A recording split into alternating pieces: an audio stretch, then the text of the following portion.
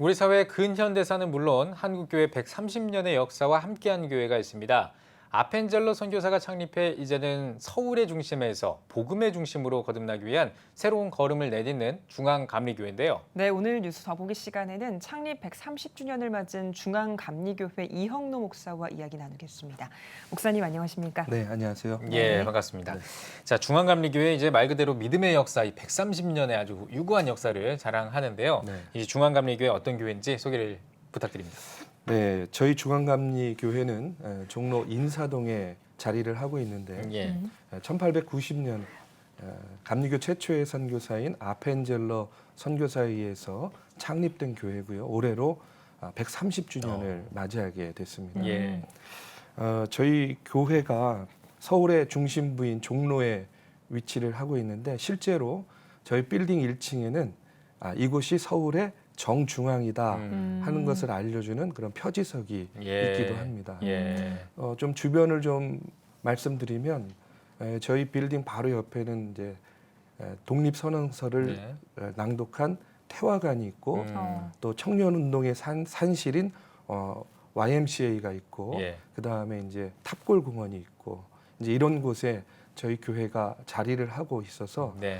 실제로 3.1운동 당시에도 저희 교회 목회자 두 분 김창준, 예. 박희도 전도사님이 민족 대표 33인 중에 두 분이 저희 교회 목회자이기도 했습니다. 예. 또 저희 교회가 굉장히 예전부터 중요하게 생각했던 게 교육 사업인데요. 네. 그 이유가 뭐냐면 1916년에 저희 교회가 중앙유치원을 설립을 했습니다. 예. 예. 근데 그 중앙유치원이 나중에 중앙보육학교로 발전을 하고 또 그것이 훗날에 또 중앙대학교, 예. 중앙대학교의 모체가 되기도 했습니다. 예.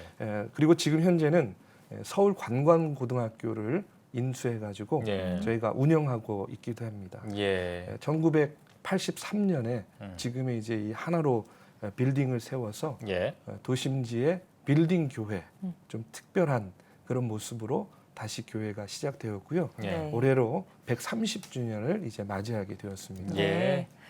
130년의 시간을 거치면서 한국교회의 고난과 부흥의 역사와도 함께 해왔는데요. 그동안 중앙감리교회가 어떻게 이렇게 굳건한 신앙 계승을 할 수 있었는지도 좀 들려주시죠. 저희 교회에는 굉장히 그 훌륭한 그런 믿음의 선진들이 많이 있습니다. 네. 앞서도 말씀드렸듯이 민족 대표 33인 중에 두 분을 배출했고요. 예. 또 한 가지 말씀드리면 그 당시에 그 소년이었던 이을식 장로님이라고 하는 분이 계신데 네.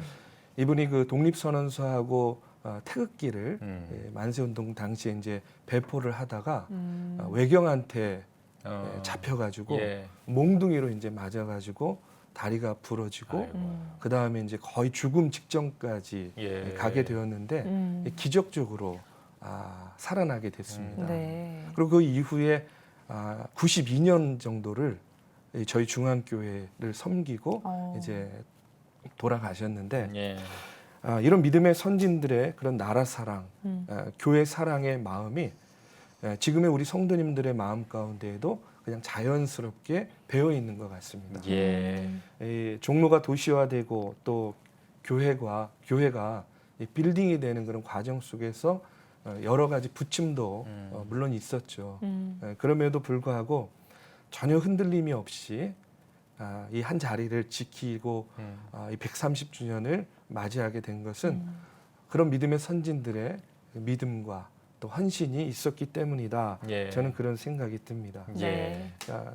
내 삶의 자리가 바뀌어도 교회는 바꿀 수 없다 하는 그런 믿음이 우리 믿음의 성도들에게는요 굳건히 자리 잡고 있는 것 같아요. 그래서 제가 이제 중앙교회 부임해서 어떤 생각을 하게 됐냐면 나는 참 행복한 목사다 하는 그런 마음을 지금도 갖고 있습니다. 네. 저는 우리 교회 성도들한테 늘 그렇기 때문에 우리는 복음에 빚진 그런 마음을 가져야 된다. 복음에 빚진 교회고 또 복음에 빚진 성도다 하는 그런 인식을 계속해서 강조하고 있습니다. 예. 당연한 거라고 생각이 됩니다. 왜냐하면 선교사가 세운 교회 아닙니까? 예. 또 근현대사를 거치고 도시화를 거치는 그런 과정 속에서도 이 자리를 이렇게 130년 동안 지켜낼 수 있었던 것은 그런 믿음의 선진들의 헌신과 또 믿음이었기 때문에 예. 가능했다. 저는 그렇게 생각합니다. 네, 네. 알겠습니다. 지금까지는 이 중앙감리교회의 130년 전까지의, 그러니까 전부터 이제 지금까지의 이야기를 들었다면 네. 지금의 중앙감리교회 현황을 좀 들어볼 수 있을까요? 네, 저희 교회가 오피스타운 한가운데 있습니다. 예. 그러니까 다른 말로 하면 로컬 처치가 아닙니다. 네, 그렇기 때문에 참 교회가 부흥할 수 있는 여러 가지 환경과 조건은 조금 굉장히 좀 어려운 그런 상황인 거죠. 예. 일례로 교회학교 학생 누구도 부모 없이 그냥 개인적으로 나오는 학생이 없을 정도입니다. 예. 좋은 말로 하면 가족교회라고 할 수 있고요. 예. 또 다른 말로 하면 앞서도 말했듯이 좀 부흥하기 어려운 그런 환경이 되어 있습니다. 그리고 또 130년 역사만큼이나 우리 성도님들이 대단히 고령화되어 있습니다. 그렇군요. 아마 예. 60세 이상 성도님들이 한 70% 이상 될 것 같습니다. 예. 그런데 저는요 이제 부임해가지고 물론 이런 상황과 환경이긴 하지만 또 이것을 이제 다른 시각으로 보면 뭐라고 말씀을 드릴 수 있냐면 우리 교회에 나오는 어른들이나 교회학교 학생들까지 포함해가지고 충성도가 높은 그런 성도들이다. 저는 이렇게 이제 생각을 좀 바꿨습니다. 네. 충성도가 높기 때문에 아이도 그렇고 어른들도 그렇고 우리 중앙교회밖에 모르는 거죠. 예. 교회라고는 중앙교회만 다녀본 그런 성도님들, 그런 학생들인 겁니다. 그래서 복음을 전하고 교회를 세워 나가는 일에 있어서는 숫자도 중요하겠죠. 그러나 이런 성도들의 충성도가 저는 대단히 중요하다 이렇게 생각합니다. 예.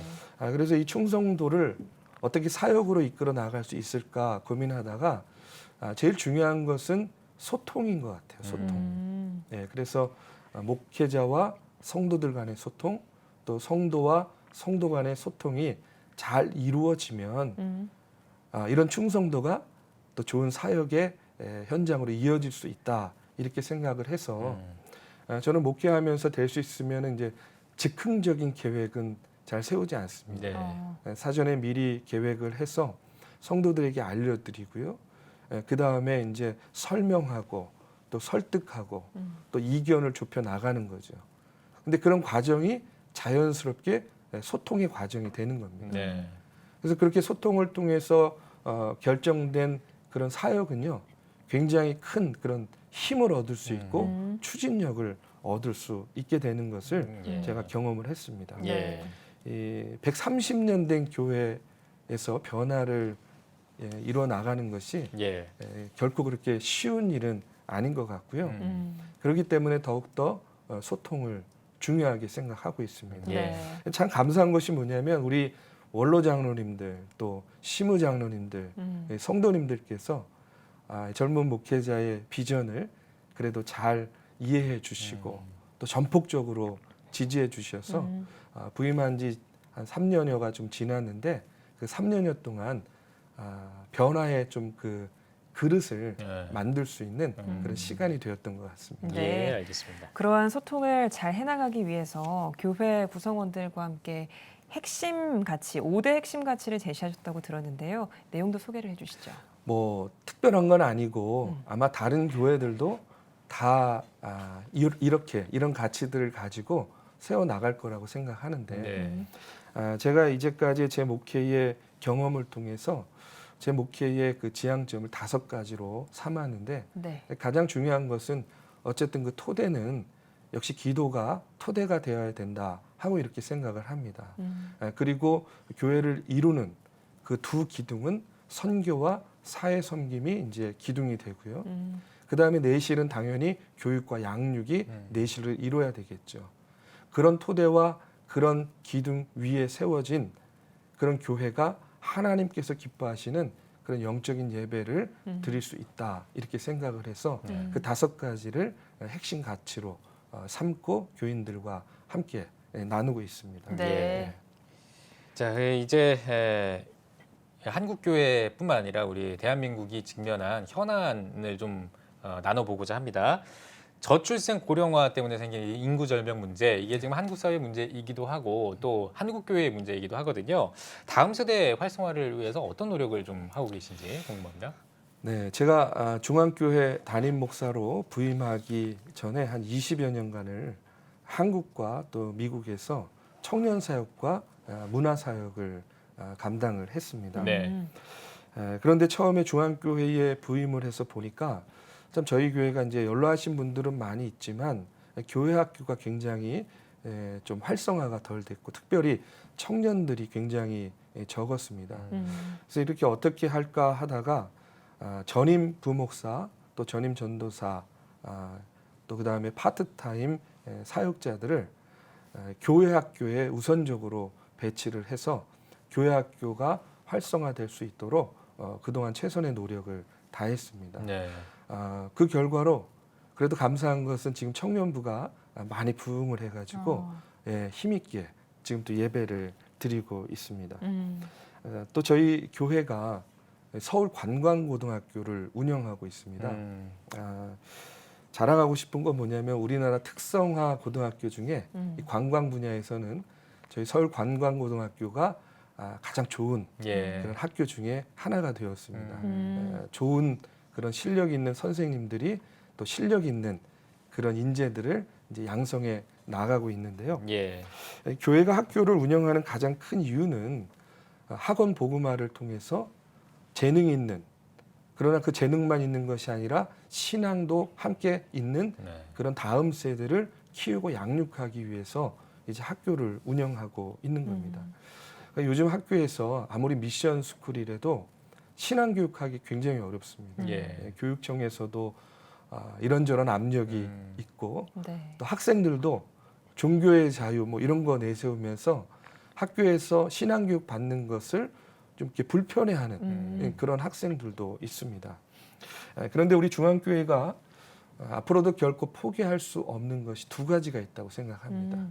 앞서도 말씀을 드렸듯이 중앙보육학교 이와 같은 학교들을 통해서 교육 사업에 헌신했고 지금도 이렇게 서울 관광고등학교를 운영하면서 교육 현장을 또 이렇게 교회가 감당하는 이 교육 사업을 포기할 수 없고요.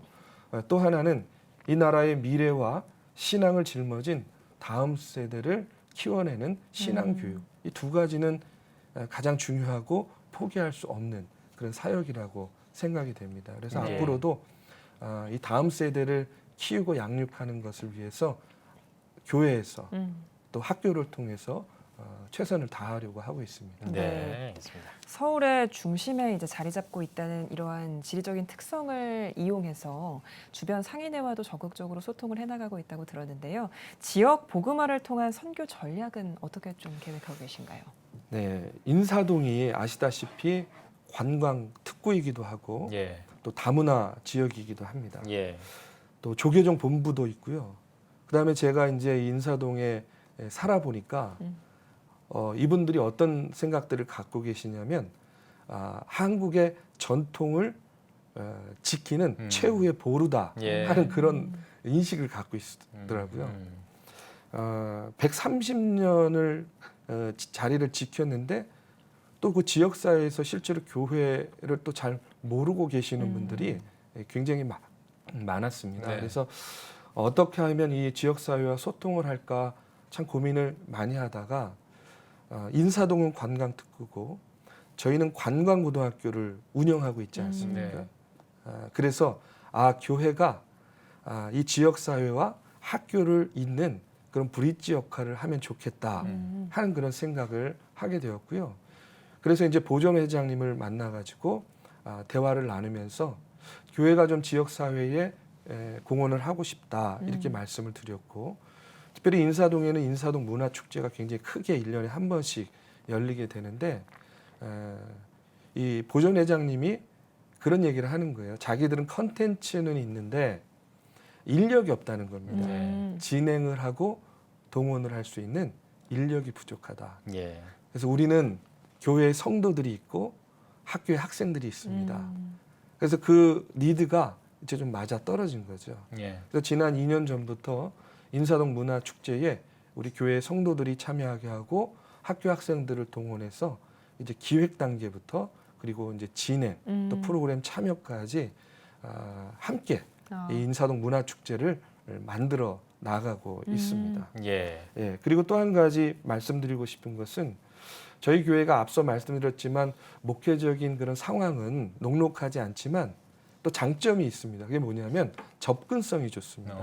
예, 접근성이 좋고 또 빌딩 지하 또 지상에 주차 공간도 넉넉하게 있고 그래서 이제 어떤 마음을 갖게 되냐면 이 좋은 접근성 또 이런 좋은 그런 퍼실리티를 이용해 가지고 이 본당을 지역 사회 또 한국 교회를 위해서 좀 이렇게 공유할 수 있는 그런 공간으로 만들면 좋겠다 하는 그런 생각을 해서 작년에 본당을 리모델링을 했습니다. 그래서 강단을 무대같이 넓히고 그 다음에 영상, 음향, 조명 이런 것들을 이제 프로들이 와가지고 좀 이렇게 사용하기에 좋도록 굉장히 퀄리티 있게 다시 리모델링을 하게 되었고요. 그래서 이제 클래식 공연하기에도 좋고 또 풀사운드 공연도 할 수 있는 그런 정도의 공간을 마련했습니다. 그래서 저희 본당이 한 500석 정도가 되는데 웬만한 공연은 무리 없이 소화할 수 있을 것 같아요. 그래서 사실은 130주년을 맞이하면서 저희가 CCM 공연 또 뭐 클래식 공연 이런 것들을 좀 준비를 했었는데 지금 이제 상황이 이래가지고 조금 더 지켜봐야 될 것 같은데 중요한 것은 앞으로 우리 중앙교회가 지역사회와 한국교회를 위해서 마중물 같은 그런 역할을 위해서 기꺼이 교회를 또 본당을 이렇게 공유하고자 하는 그런 마음이 있습니다. 네. 예, 알겠습니다. 마지막 질문 드리겠습니다. 계획과 비전 예, 전해주시죠. 저희 계획 같은 경우는 130주년을 맞이하면서 안으로는 가장 겸손하게 그리고 밖으로는 가장 힘있게 돕는 그런 사역을 하자 예. 해가지고 네. 저희가 이제 창립 기념주일에 정교인 성경 필사 봉헌할 거고요. 그 다음에 이제 그 미자립 교회를 돕기 위한 헌금을 해서 많은 교회들을 도왔고 또 필리핀에 130주년 기념교회를 세우고 돌아오는 10월 둘째 주에는 종로구청과 함께 생필품 박스 130개를 마련해서 쪽방촌 사람들을 도우려는 그런 계획을 갖고 있습니다. 예, 네, 알겠습니다. 알겠습니다. 예. 오늘 뉴스 보기 시간에는 중앙감리교회 이형로 목사와 함께 이야기 나눠봤습니다. 목사님 오늘 나와주셔서 고맙습니다. 고맙습니다. 네, 감사합니다.